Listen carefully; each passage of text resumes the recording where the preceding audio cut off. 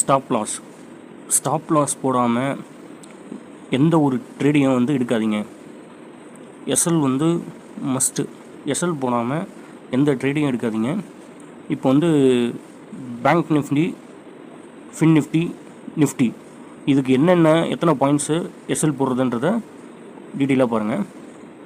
இப்போ வந்து